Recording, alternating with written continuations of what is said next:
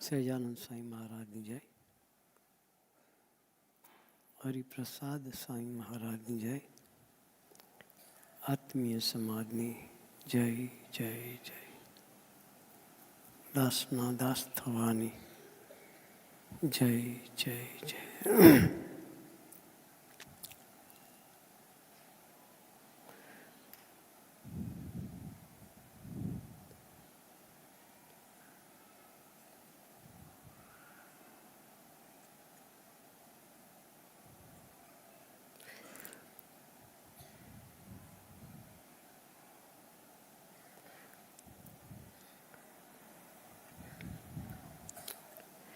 આપણે બધાએ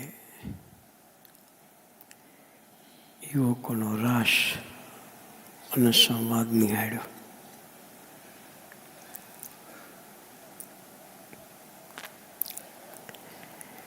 સભા શાને માટે કરવી જોઈએ, સભાથી ફાયદા શું થાય, એનું અદ્ભુત દર્શન કરાવ્યું.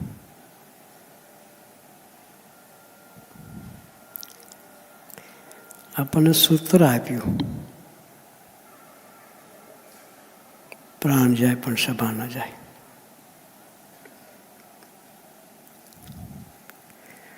બોલવું સહેલું, હા, બોલવું સહેલું, પાડવું અઘરું. પાડવાનું થાય ને ત્યારે પરસેવો થાય.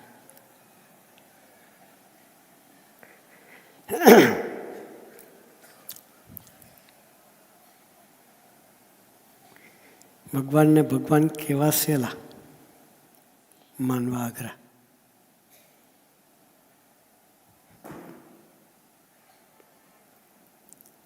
સ્વામીજી વર્ષો પહેલા કહેતા હતા,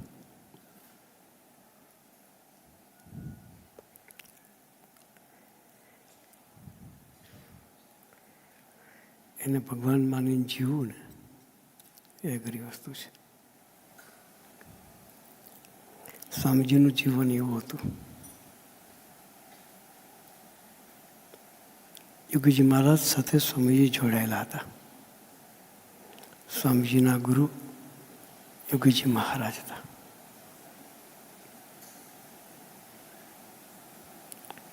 ઓગણીસો ને 53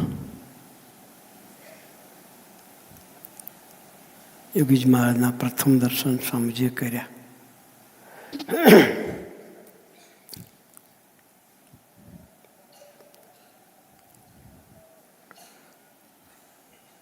એ વખતે કોઈ યુવાનો સત્સંગ કરતા નહોતા. બધા જ સિનિયર કહેતા કે માથે ધોરાવાળ થઈ ગયા હોય એ લોકો સભામાં બેસતા.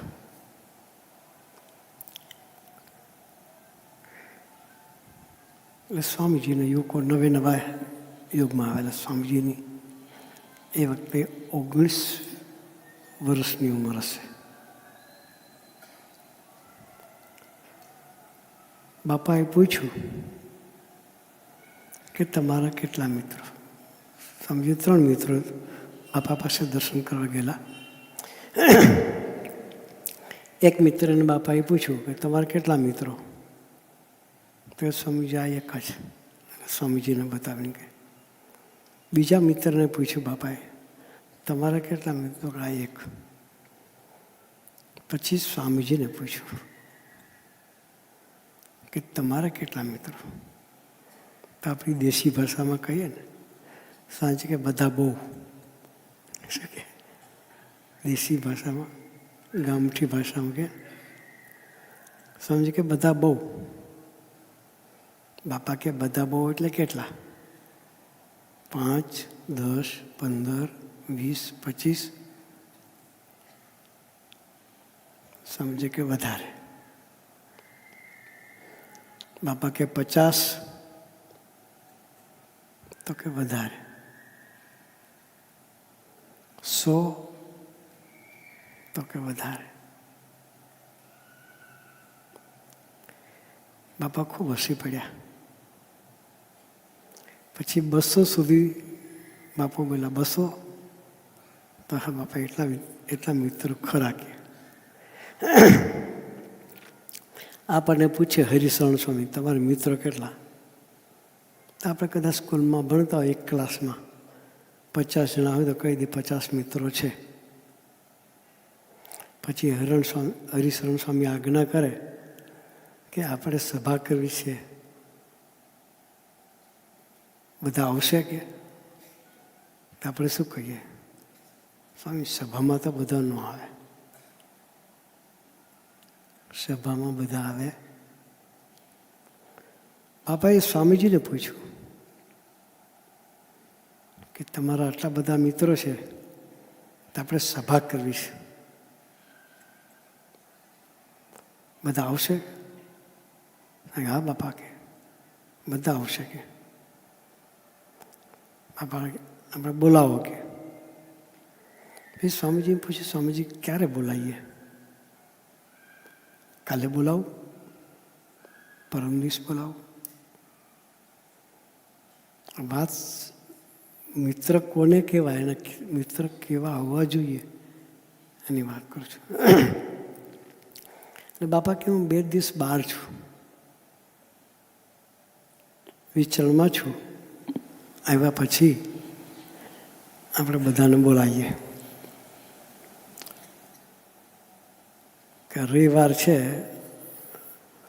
સવારે આપણે અહીં છીએ કે, તો રવિવારની ધારે બોલાવો કે. રવિવારના દિવસ તો સવારથી સાંજ સુધીમાં કયા ટાઈમ બોલાવવાના? એટલે સ્વામીજીને પૂછ્યું, બાપા કેટલા કે બોલાવું? ટાઈમ જે આપે છે ને એ ઇમ્પોર્ટન્સ સમજવા જ વાત એ છે. બાપા કે સવારે 6 વાગે બોલાવો. કેટલા વાગે? કેટલા વાગે? સવારે, રાતે નહીં, સવારે. આ સવારે 6 વાગે બોલાવવાના હોય તો હું વાત કરું છું 1953-54 સાલની, આજથી 70 વર્ષ પહેલાંની. કેટલા વર્ષ પહેલાંની?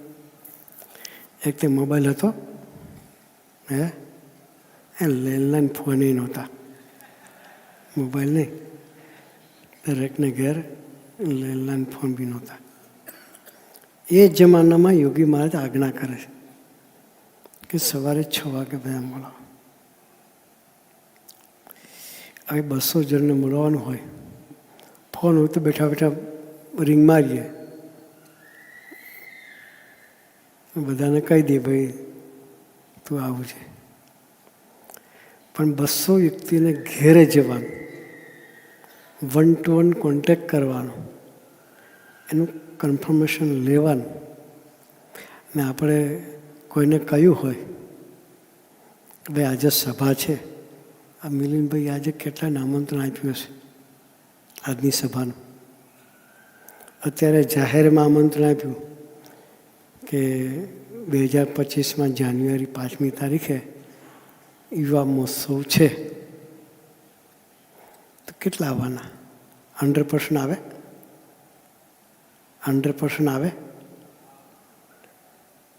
જે સભા ભરનારા આવે, બાકી આપણા મિત્રોને આપણે આમંત્રણ આપીએ બધા આવે? ના આવે. હા, એટલે બાપાએ આજ્ઞા કરી કે સવારે 6 વાગે બોલો. સ્વામીજીએ 1 to 1 દરેક મિત્રોનો કોન્ટેક્ટ કર્યો.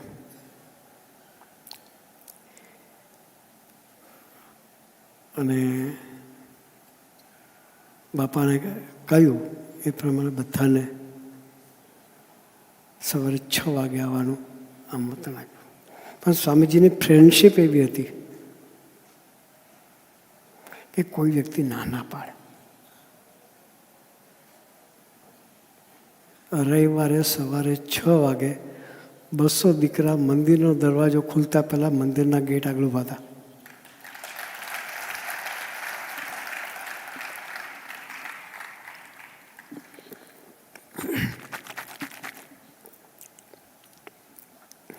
દરવાજો ખુલ્યો એટલે 200 છોકરા એકારે મંદિરમાં બેઠા.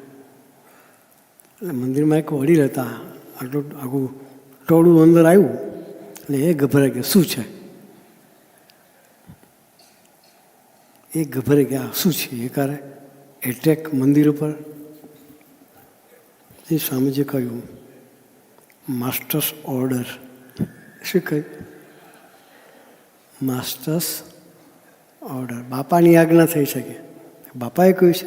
તો કે હા. ઠાકોરજીના દર્શન કરાવીને બધાને સભા મંડપમાં બેહાડ્યા. દીકરાઓને જોયા ને બાપા તો એકદમ રાજી થઈ ગયા, બહુ રાજી થયા. ભેટ્યા અને ધબ્બા માર્યા, બધાને આનંદ કરાવ્યો. એ વચ્ચેનું જે મહત્વ છે કે એ જમાનામાં કોઈ કોમ્બિનેશન નહોતું, છતાંય કોમ્યુનિકેશન નહોતું કોઈ, છતાં પણ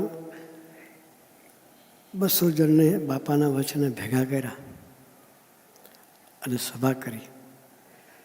પછી બાપાએ આજ્ઞા કરેલી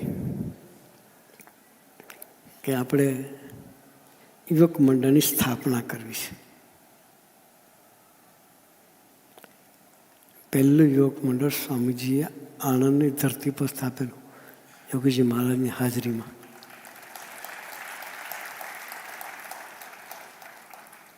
એને 70 વર્ષ થયા.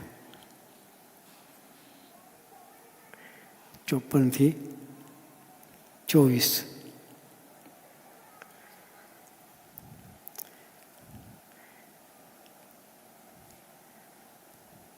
સ્વામીજી બાપા આજ્ઞા કરતા કે છોકરાઓને વેકેશન હોય સમરનું,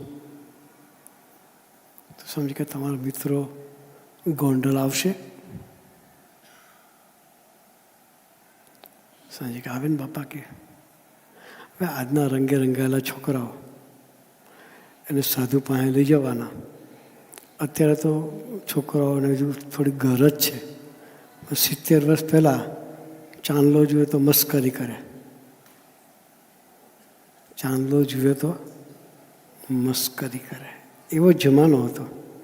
સ્વામીજી પોતે ચાંદલો કરીને કોલેજ જાય તો કોલેજના જે પ્રોફેસર હતા એ કે મિસ્ટર ટીલુ ગેટઅપ. શું કે? Mister Tilu getup. એટલે એમાં જાગૃત થઈને જવું પડે. પ્રશ્નો ના આવડે તો પણ બધાની વચ્ચે ફિલ્મ ઉતારે, એવો જમાનો હતો. એ જમાનામાં સ્વામીજીએ યુવક મંડળની સ્થાપના કરી અને સ્વામીજીના બાપાના વચને યુવકોને લઈને બાપા જ્યાં કે ત્યાં વેકેશનમાં 25-30 યુવકો સ્વામી સાથે હોય. ગોંડલ યોગીમાં બોલાવે, બધી સેવા કરવાની. ત્યાં બેસી રહેવા ના હોય.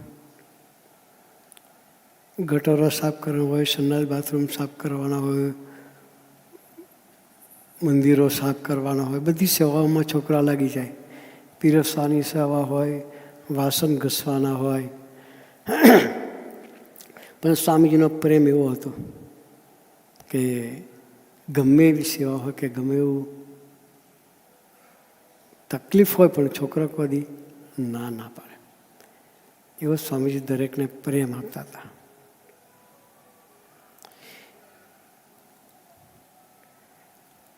એ યુવા ત્યારથી સ્વામીજીએ યુવા મંડળની શરૂઆત કરી. બાપાએ સૂત્ર આપેલું, યુવકો મારું હૃદય છે. યુવકો મારું હૃદય છે. અને સ્વામીજીએ એ સૂત્રને અપગ્રેડ કર્યું. યુવકો મારી પૂજા છે. પૂજા કોની કરીએ આપણે? ઠાકોરજીની કરીએ. કોની કરીએ?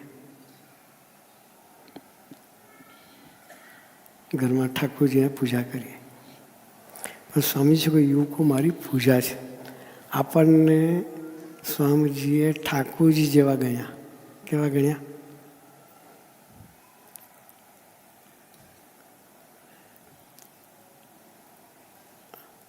અને એ યુવકો માટે સ્વામીજીએ 70 વર્ષ દાખલો કર્યો. કેટલા વર્ષ?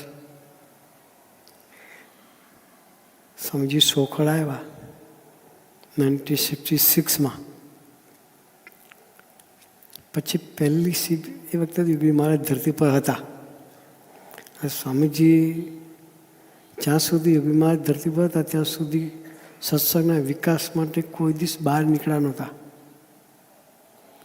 યોગીજી મહારાજ 71ની સાલમાં સ્વધામ ગયા, આ જાન્યુઆરી મહિનામાં. ત્યાર પછી સ્વામીજીએ સત્સંગની પ્રવૃત્તિ ચાલુ કરી. પહેલી શિબિર સ્વામીજીએ 71માં આપણું શુક્લ તીર્થ ખરું ને, કબીરવડ, એ કબીરવડની ધરતી પર 71માં પહેલી શિબિર કરેલી.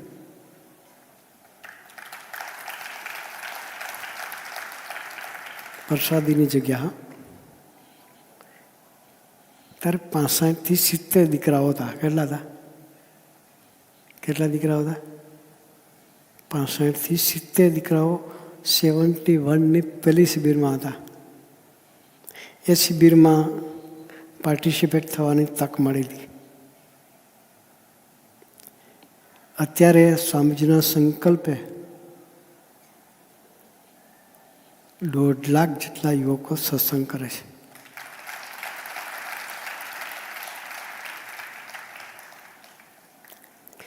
ઠેર ઠેર સરસ સત્સંગ મંડળો ચાલે છે. અમારા મુંબઈમાં ભક્તિપ્રિય સ્વામીજી સેવા કરે છે. ત્યાં 11,000 થી 12,000 દીકરાઓ રેગ્યુલર અઠવાડિયે સત્સંગ કરે છે. અલગ અલગ પરાઓમાં 200, 300 દીકરાઓ સભા કરે છે. ટોટલ 11,000 જેટલા દીકરાઓ સભા કરે છે. એ લોકોને એક સૂત્ર આપ્યું છે, પ્રાણ જાય પણ સભા ના જાય. કયું સૂત્ર? પ્રાણ જાય પણ સભા ના જાય. મુંબઈમાં અહીં બેસવાની વ્યવસ્થા ના હોય, આવી બેસવાની વ્યવસ્થા ના હોય. સાંકળામાં બેસીને સભા કરતા હોય. એક જગ્યાએ સભા હતી.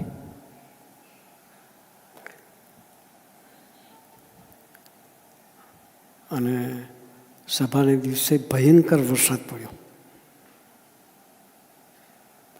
જ્યાં સભા હતી એ જગ્યાએ 1 ફૂટ પાણી ભરાઈ ગયેલું હતું. બેસવાની જગ્યા નહોતી. એ જગ્યાએ પાણી હોય તો આપણે શું વિચાર કરીએ? સભાની જગ્યાએ પાણી ભરાઈ ગયું હોય તો આપણે શું વિચાર કરીએ? પૂછ્યા વગર રજા પાડી દઈએ. હા, કે શું કરીએ? પૂછ્યા વગર રજા પાડી દઈએ. પણ સભાનો દિવસ હતો, દીકરા બધા જ સભામાં આવ્યા. કાર્યકર્તા બે આવ્યા, મિલિનભાઈ જેવા કાર્યકર્તા. એણે જોયું બેસવાની જગ્યા નહીં, પછી કહ્યું કે આજે આપણે ઊભા ઊભા ધૂન કરી લઈએ. કે ધૂન કરી 10 મિનિટ બોલ્યા, શ્રી રે ભજન બોલી અને સભા આપણે પૂરી કરી દઈએ. છોકરાએ શું કહ્યું છે? છોકરાએ કહ્યું આજે કેમ સભા વહેલી પૂરી કરી દેવાની? કે તો કે બેસવાની વ્યવસ્થા નથી, પાણીમાં ઊભા રહેવું. બોમ્બેના દીકરા, આપણે ખેડૂતના દીકરા હોય તો પાણીમાં રમતા હોય તો એને વાંધો ન આવે છે. પણ મુંબઈ જેવા સિટીના દીકરાઓ અને પાણીથી ટેવાય ના હોય, છતાં દીકરાઓએ કહ્યું કે રોજ બેસીને સભા કરીએ છીએ ને, આજે પૂરેપૂરી સભા ઊભા ઊભા કરીશું. કે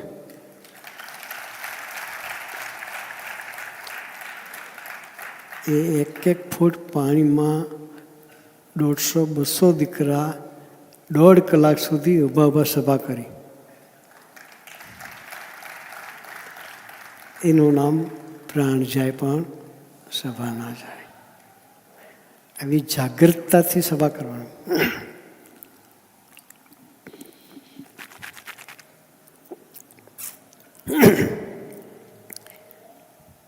અમદાવાદની ધરતી પર સભા હતી.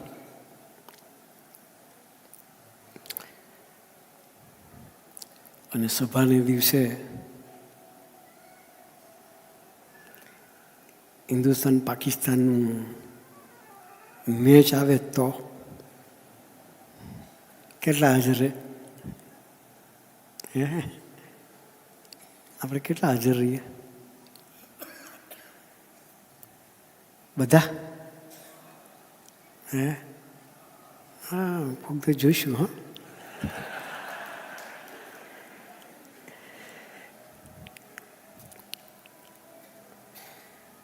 ક્રિકેટની મેચ, એમાંય પાછી ઇન્ડિયા સાથે પાકિસ્તાન, ઇન્ડિયા વર્સિસ પાકિસ્તાન.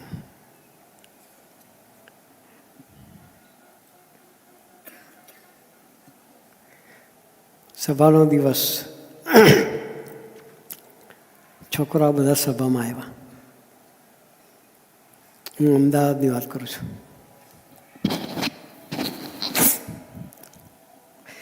કાર્યકર્તાને વિચાર આવ્યો કે છોકરાઓ ક્રિકેટ છોડી ને સભા કરવા આવ્યા છે, તો દીકરાઓને એલઈડી ઉપર ક્રિકેટ બતાવીએ. આ સભાનું સિસ્ટમ જુદી રાખીએ, બેસીને આપણે ક્રિકેટ જોઈને આનંદ કરીએ. એટલે પેલા ધૂન ભજન કર્યું, કીર્તન ગવાયા. પછી કાર્યકર્તા ઊભા થઈને ડિક્લેર કર્યું કે આજની સભામાં આપણે ક્રિકેટ નિહાળીશું. તો બે છોકરા ઊભા થઈ ગયા સભામાંથી. ને કાર્યકર્તાને કહ્યું કે ક્રિકેટ જોવું તો અમારા ઘરમાં ટીવી હતું જ. શું કે ક્રિકેટ જોવું હોત તો ઘરમાં ટીવી હતું જ. સભામાં આવી છે તો સભા જ કરવાની, ક્રિકેટ નહીં જોવાનું. એ 200 દીકરાઓએ આખી સભા દરમિયાન ક્રિકેટને બાજુમાં મૂકીને સભા કરી. એનું નામ પ્રાણ જાય પણ સભા ના જાય. આપણે એવી ટેક રાખવી છે. સભાથી ફાયદા શું થાય? સંવાદમાં આપણે નિહાળ્યું. સ્ટાર્ટિંગમાં એ બધા સીન આવતા હતા, ડિપ્રેશન, ટેન્શન, વ્યસન, જનરેશન ગેપ, બધું આપણે જોયું. અમે સાહેબ પાટણમાં સભા કરી. પાટણ, ઉત્તર ગુજરાત. આજના યંગસ્ટરના જીવનમાં શું હોય?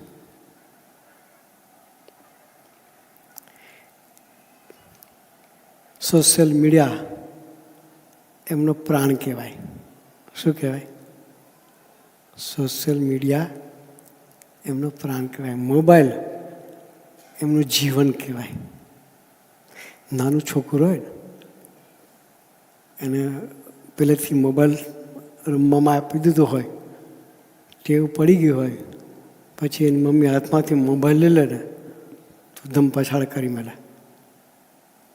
એની મમ્મીને શાંતિથી જીવવા ના દે. મોબાઈલ આપે ત્યારે શાંતિ થાય.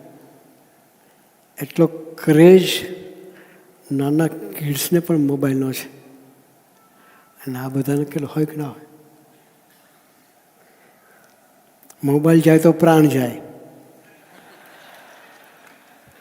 મોબાઈલ જાય તો પ્રાણ જાય, એવું વ્યસન હોય. એ જ છોકરાઓ પ્રાણ જાય તો સભા ના જાય એ બોલે, એ સામાન્ય વસ્તુ નથી.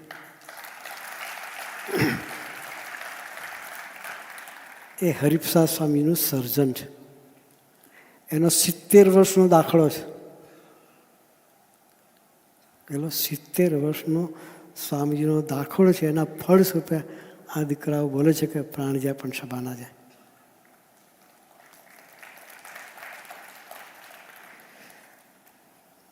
પાટણમાં મારી સભા હતી. છોકરાઓએ અમે ઠાકોરજી લઈને ચાલીએ. હરિશરણ સ્વામી ઠાકોરજીને આગળ ચાલ્યા, કાર્પેટ હતી, પાછળ અમે ચાલતા હોઈએ. છોકરાઓએ ત્યાં કાર્પેટ બનાવી, આ ફૂલની કાર્પેટ છે, ત્યાં કાર્પેટ બનાવી, એ ફૂલની નહોતી. કાર્પેટ ફૂલની નહોતી. સોશિયલ મીડિયાના આઇકોન એ કાર્પેટના પેલા મૂકેલા હતા, 10-12 આઇકોન હતા કંઈક. ટ્વિટર અને વોટ્સએપ ને ટેલિગ્રામ ને નામે વધારે નહીં ખબર, બધા બહુ હતા, 10-12 કંઈક હતા આમાં. પછી કહ્યું હું કે આ શું છે? તો કે સ્વામીજી આ સોશિયલ મીડિયાના આઇકોન છે. પછી દીકરાઓએ પ્રાર્થના કરી કે સ્વામીજી અમારા જીવનના આ બધા હર્ડલ્સ છે. શું કહે છે? અમારા જીવનના આ બધા હર્ડલ્સ છે. ઠાકોરજી લઈને એની પર ચાલે સંતો, તો અમારા જીવનમાં એ હર્ડલ્સ અમને બંધન ના કરે. કે એ આજના કળિયુગના યુવાનો આજે પ્રાર્થના કરે એ નેક્સ્ટ ટુ ઇમ્પોસિબલ કહેવાય. હમણાં મુંબઈ ગયો હતો, 10-12 દિવસ બોમ્બે રહ્યો, દરેક પરાઓમાં સભા કરી.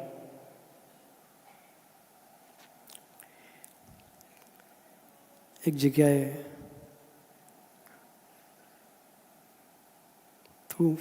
મારે બપોરના ટાઈમ થોડું વોકિંગ કરું, 15-20 મિનિટ. તો છોકરા બધા દર્શન કરવા માટે આવેલા. તો બધા છોકરાના હાથમાં બલૂન એટલે ફુગા હતા. અને દરેક દીકરાઓએ પોતાના જીવનમાં જે નડતી વસ્તુ હોય એ ફુગા પર લખેલી હતી. કોઈ લખ્યું મારા જીવનમાં આળસ નડે છે, કોઈ લખ્યું કે મારા જીવનમાં મને મૂવી જોવાની ટેવ છે, કોઈ લખ્યું કે મારા જીવનમાં ખોટા ગર્લફ્રેન્ડ સાથેના સંબંધો છે. આજના છોકરાઓ કબૂલ કરે પરચો ના કહેવાય. આજના છોકરાઓ કબૂલ કરે કે મને ગર્લફ્રેન્ડ સાથેનો લાગણી છે, કે હું ખોટી મૂવી જોઉં છું. એ બધી વસ્તુ છોકરા 200 દીકરાઓ હાથમાં ફુગા લઈને બેઠેલા, અને દરેકે પોતાના ફુગા પર પોતાને નડતી વસ્તુ લખેલી. પછી વોકિંગ કરવા નીકળ્યો અને મારા હાથમાં એક સ્ટીક આપી. સ્ટીકની આગળ પોઈન્ટ ટાંકણી રાખેલી. પછી મને કહ્યું કે આ ટાંકણી છે, આ દરેકના હાથમાં ફુગા છે, એ ફુગાને તમારે ફોડવાના છે. એટલે દરેક છોકરાના ફુગા પર શું લખ્યું છે વાંચવાનું. કોઈ કે મારા જીવનમાં આળસ નડે છે, હું અભ્યાસમાં ફોકસ થતો નથી, મમ્મી પપ્પાની મર્યાદા રાખતો નથી, હું ગાળ બોલું છું, મને બહારનું ખાવાના શોખ થાય છે. આ બધી વસ્તુઓ દીકરાઓ પોતાના ફુગા પર લખીને બેઠેલા. કે અમારા જીવનમાંથી આ વસ્તુ બદબૂ જાય એને માટે તમે આને પંચ કરો. એ 200 દીકરાના હાથમાં ફુગાઓને પંચ કરાયું. આજના છોકરાઓનો જરા વિચાર કરીએ, એ આવી ઘર જ સુખી થવાની ભાવના એ સ્વામીજીનો સંકલ્પ છે. એટલે સ્વામીજીનો આપણી ઉપરની કરુણા છે કે આવો સરસ એક સમાજ સ્વામીજી ધરતી ઉપર આપણને આપ્યો છે. એટલે આપણે ખૂબ નસીબદાર છીએ. ને આપણે માટે દાખલો કરે હરિશરણ સ્વામીને મિલિનભાઈ જેવા કાર્યકર્તાઓ, એ આપણા જીવનમાં ન હોત તો આપણે ક્યાંય રખડી ગયા હોત. એટલે આવા સંતોની ગોદ આપણને મળી છે. એની સાથેની ખરેખરી મૈત્રી બાંધી અને આપણે પણ એવું સરસનું પવિત્ર જીવન જીવવું છે. આ બધી બદબૂમાંથી બહાર નીકળવું છે. બહાર નીકળી અને ખરેખર ઠાકોરજીના દીકરા થઈને જીવવું છે. તો આવી સરસની ગોદ આપણને મળી છે. સત્સંગ આપણે કરીશું. હું તો આ વડીલોને પ્રાર્થના કરું છું કે તમે બધા પણ સત્સંગમાં આવજો. તમે તમારા માટે નહીં, પણ તમારા સેકન્ડ જનરેશન જે છે એના સંસ્કારોનું જતન થાય, એ દીકરાઓ સંસ્કારી થાય અને એ દીકરાઓ ભવિષ્યમાં તમારી સેવા કરે, એના માટે પણ તમે સત્સંગ કરજો. તમે સત્સંગ કરશો તો તમારો દીકરો સત્સંગ કરશે. એક નાની છેલ્લી વાત કરી મારી સેવા પૂરી કરીશ. સ્વામીજી સોખડા મંદિરમાં હરિધામમાં બેઠા હતા. બધા હરિભક્તો વારાફરતી દર્શન કરવા આવતા હતા. એક હરિભગત એના નાના બાળકને લઈ અને સ્વામીજી પાસે દર્શન કરવા આવ્યો. પછી સ્વામીજીએ પેલા ભાઈએ એના દીકરાને કહ્યું કે સ્વામી દાદાને દંડવત કર. કે શું કહ્યું? સ્વામી દાદાને દંડવત કર. કે પેલું છોકરું નાનું ટેણ્યું ભાગી ગયું હાથ છોડાવીને. ફરી પકડી લાવ્યા. ફરી પકડીને ફરી કે દાદાને દંડવત કર. કે ફરી છોકરું ભાગી ગયું. એ સ્વામીજી બેઠા બેઠા એ બાપ દીકરાની રમત જોયા કરતા હતા. સ્વામીજી એ બાપ દીકરાની એ રમત જોયા કરતા હતા કે શું કરે છે. પછી ત્રીજી વખત પકડીને પેલા ભાઈ લાવ્યા અને કહ્યું કે દાદાને દંડવત કર. પછી સ્વામીજીએ કહ્યું ધીરજ રાખ. કે શું કહ્યું? પેલા તું કર ઠાકોરની દંડવત, તું એ કરશે. કે તારા કહેવાથી એ નહીં કરે. કે શું કહ્યું સ્વામીજીએ? પેલા તું દંડવત કર તો એ કરશે, તારા કહેવાથી નહીં કરે. પછી પેલા ભાઈએ સ્વામીજીને આજ્ઞા પાડી અને દંડવત ચાલુ કર્યા. 2 દંડવત કર્યા, બીજા બાકી હતા 3-5 કરવાની સ્વામી આજ્ઞા કરી. ત્રીજો કરતો હતો તો પાછળ એનો દીકરો દંડવત ચાલુ કર્યા. પછી સ્વામી કે ઊભો રહે, પાછળ જો. કે સ્વામી શું કહ્યું? તું પાછળ જો. કે પાછળ જો તો નાનો ટાબુરી દંડવત કરતો હતો. સાહેબ કે લેસન મળ્યું, ખબર પડી. તારા જીવનમાં આવશે તો તું આપી શકશે, બાકી તું આપી શકશે નહીં. પેલું કહેવત છે ને, બિગેન્સ ફ્રોમ. પોતાથી શરૂઆત કરવી પડે તો સામેની વ્યક્તિને અસર થાય. બાપ બીડી પીતો હોય ને છોકરાને કે છોડ દે તો ન છૂટે કોઈ દાડો. હા, ઘરમાં પપ્પા ટીવી ચાલુ કરે, પછી છોકરાને કે તારે ટીવી નહીં જોવાનું, તો એ ટીવી કોઈ ત્યાં બંધ ના થાય.